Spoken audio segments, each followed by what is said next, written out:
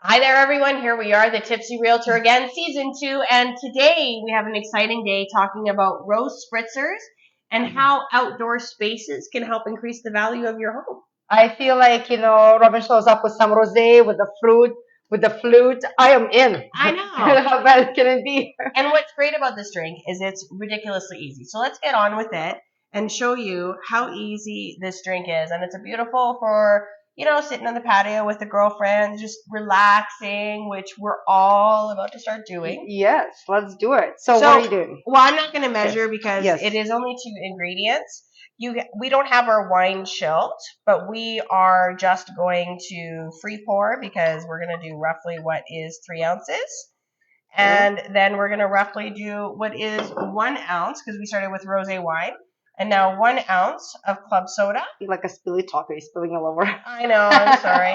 And then Okay. you, of course, can garnish with a strawberry. You can garnish with edible flowers, rose petals, And raspberries. raspberry. You can use frozen raspberries. Look how beautiful you can that use is. Yeah. frozen strawberries. You can put a whole bunch of berries in there. It's a great cocktail to really kind of spritz up. I know, right? There's I gotta lunch. keep going.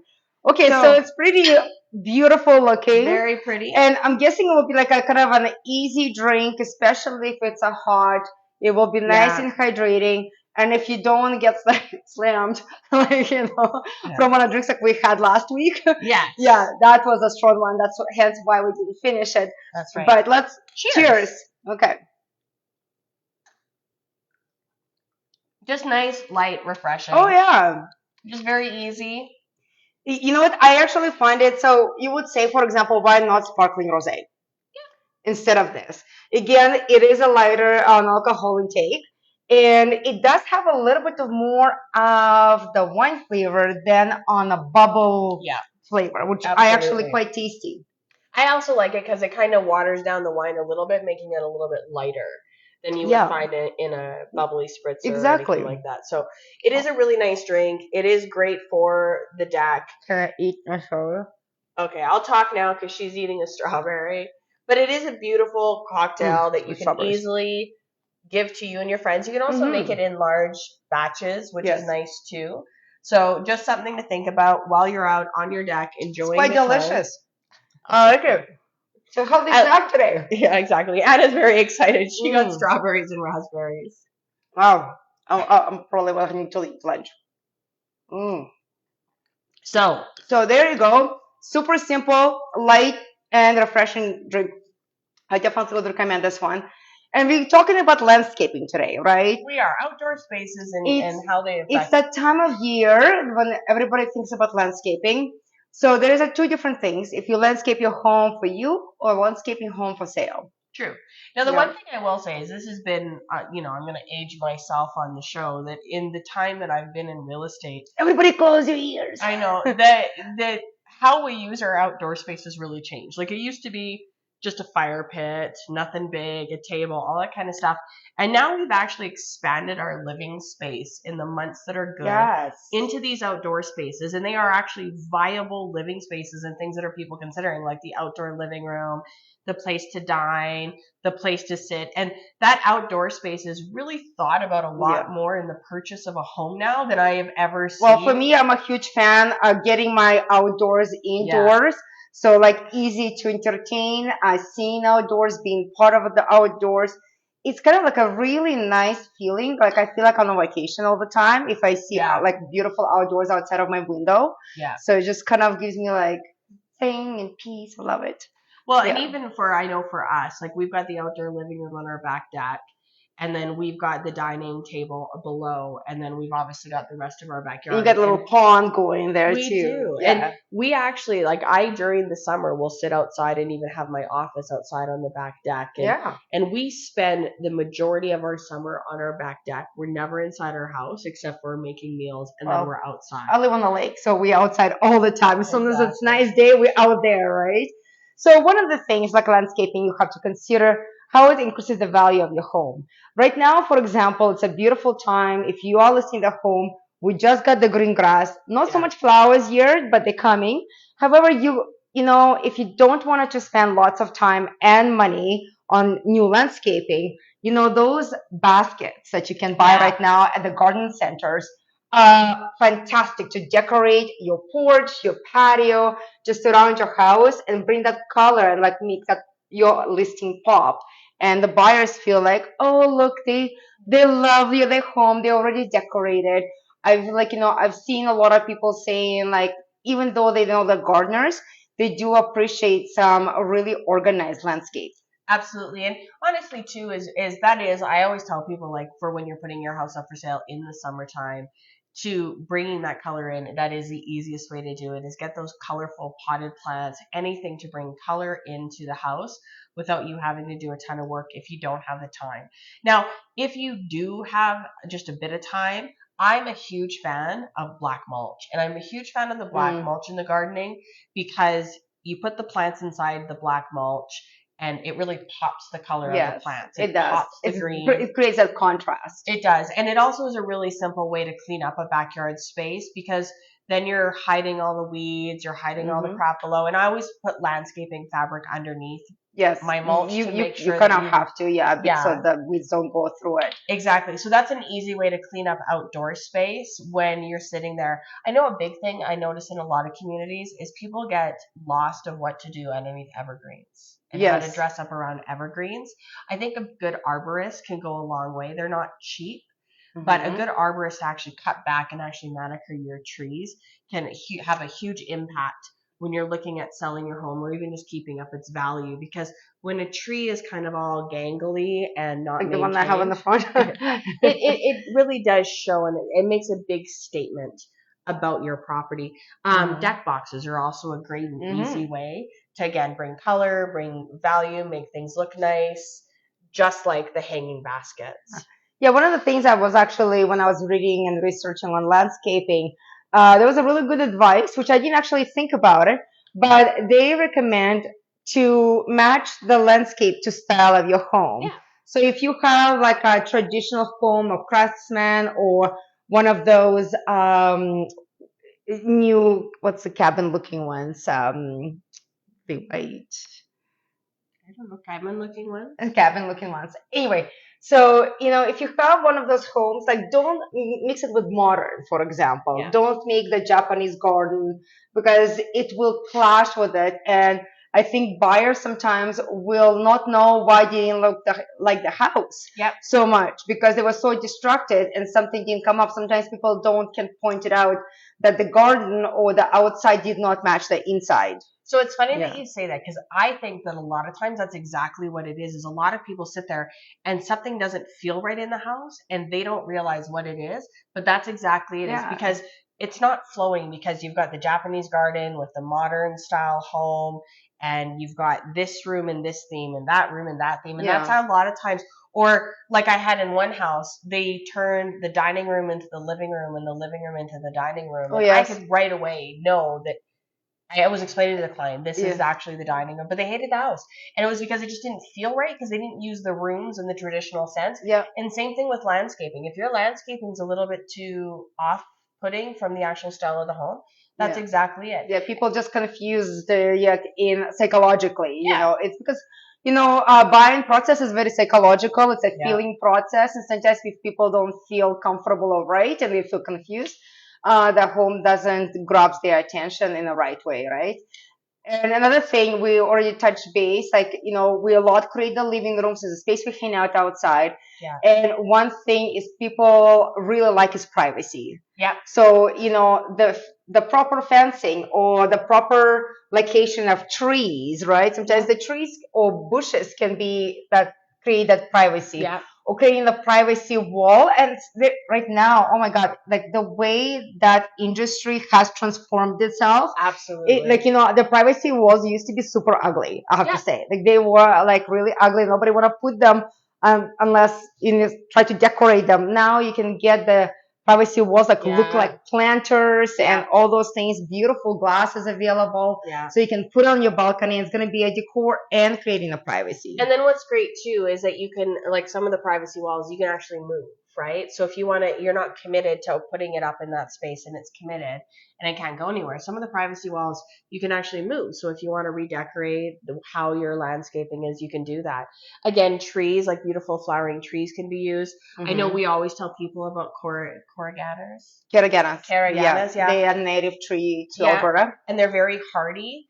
It's always important too, like when you're thinking about your trees as well that you're planting. So like we back onto a park, and how we back onto a park is we have our pond here, and then we planted a big huge tree.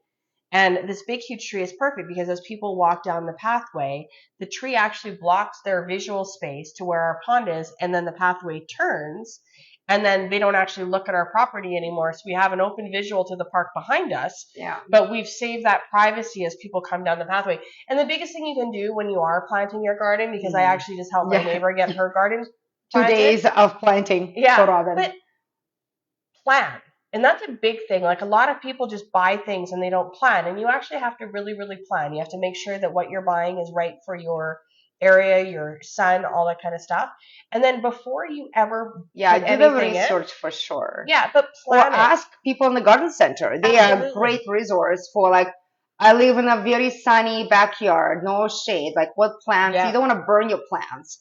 Yeah. And if it's a shaded back lawn, you don't need to buy something that needs sun.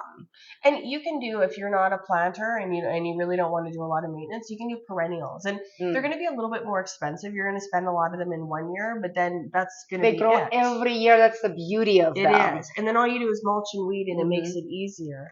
And being strategic. And I was gonna say about now see you lost me. About you will talk about strategic thing, but I'll talk about low maintenance landscape. Yeah. Don't so I noticed some people are great gardeners, and I've seen some beautiful gardens in somebody's backyard. But for majority of people, it's really hard to maintain complex gardening. Yeah. Especially like if you have just like a dedicated planter with the plants and things like that, it's good to have. And I think everybody can maintain something small like this. But I'm talking about those English gardens, the one that layered up, and there's a different bushes and different trees and different flowers that interacted into it. It's a lot of de-weeding and organizing, and they could be very overwhelming. So before you build a garden like this, think how long you're gonna live in this house. Yeah. Because I had buyers who walked away and said, we love the house, but that yard, we don't know how to maintain it.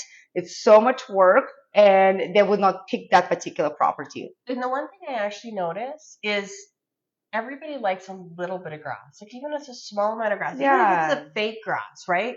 Everybody likes a little bit of grass. Yeah, I say with a majority of people, there is that 1%. Like I have a client who, if it's a patio throughout the backyard or gravel, yay, no mowing the grass. But majority of people love a little bit of grass because they do have either kids or grandkids or dogs or pets or something like that. They like to see how use the grass. So don't be try and keep your landscaping beautiful, but you're also having to abide by general, because eventually one day you're going to sell the property.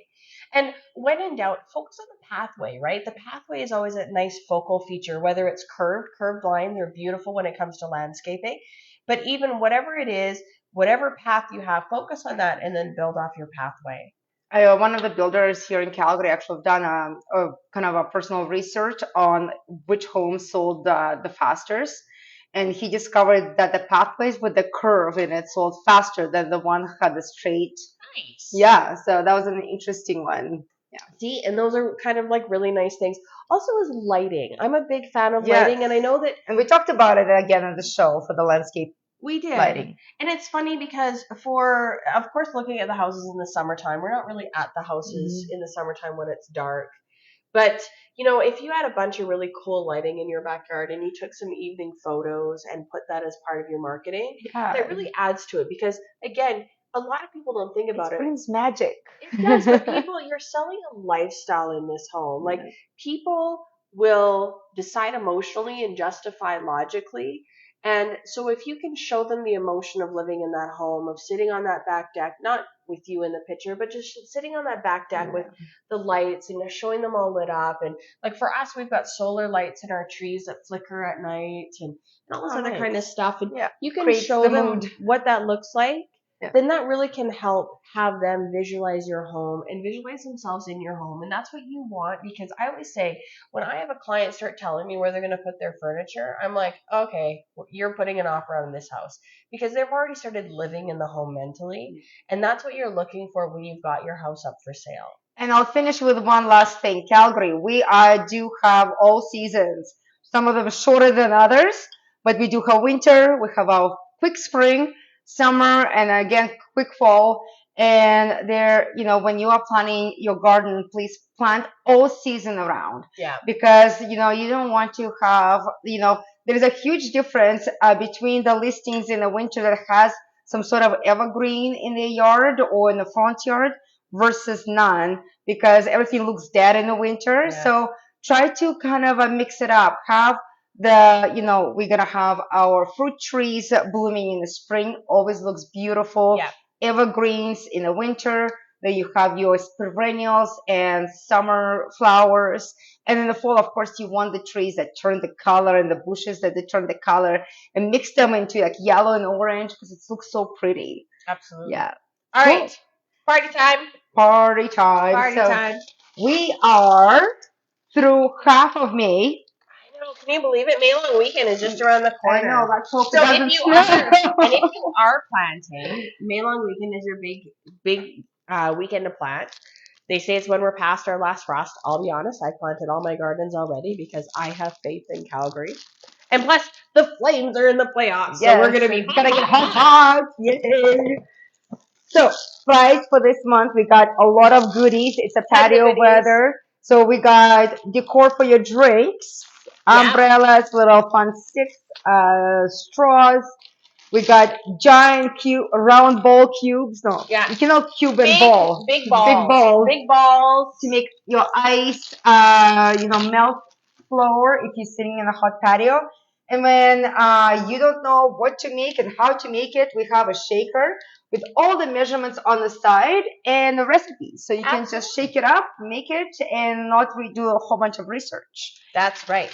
All right. We are available. Oh, how do you win all this? You're going to like, love, and tag your friends on all social media platforms. We are on Facebook. That's where you're watching this video live. On Instagram, LinkedIn, and Twitter. And YouTube. And the YouTube. Oh, yes, and the YouTube. And so please like, share it, and we're going to enter your name every time we see it into the draw.